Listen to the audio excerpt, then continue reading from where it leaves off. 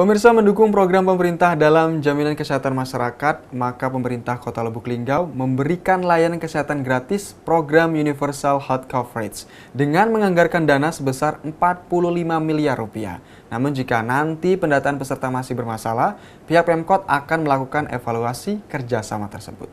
Pemkot Lubuk Linggau terus meningkatkan kualitas layanan kesehatan masyarakat untuk mendukung program pemerintah dalam layanan jaminan kesehatan masyarakat. Sebagaimana diketahui, pemerintah pusat telah mengeluarkan program Kartu Indonesia Sehat dan pemerintah Provinsi Sumsel memberikan layanan kesehatan gratis dengan KTP. Kini, Pemkot Lubuk Linggau melengkapi dengan memberikan layanan kesehatan gratis melalui program UHC.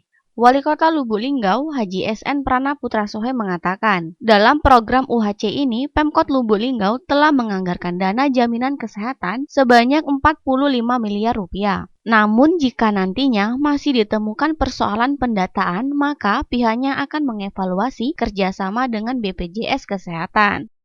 Ini masih bermasalah, ke depan kita tidak mau lagi ikut ini. Ya, makanya kita coba dulu karena ini instruksi Presiden, instruksi Pak Gubernur, maka kita ikutin. Tapi kalau ke depan masih pendataannya kurang akurat, maka ya lebih baik kita sikapi yang berobat kita bayar saja. Yang nggak berobat nggak usah kita bayar. Jadi nggak besar bebannya. Ini sama ben nembak di Pucuk Gudong.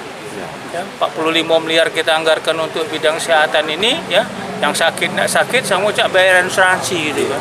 Itu seharusnya dibalikin lagi seharusnya. Itu nggak harus kita bayar sekian, ada feedbacknya ya.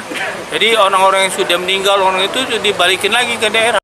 Sementara itu, jumlah penduduk yang telah memiliki jaminan kesehatan melalui program JKN KIS sebanyak 224.788 jiwa dari penduduk sebanyak 229.063 jiwa atau 98,13%. Dan untuk saat ini belum ada data yang keluar berapa jumlah yang penduduk telah memiliki JKN KIS. Rajab Silampari TV melaporkan.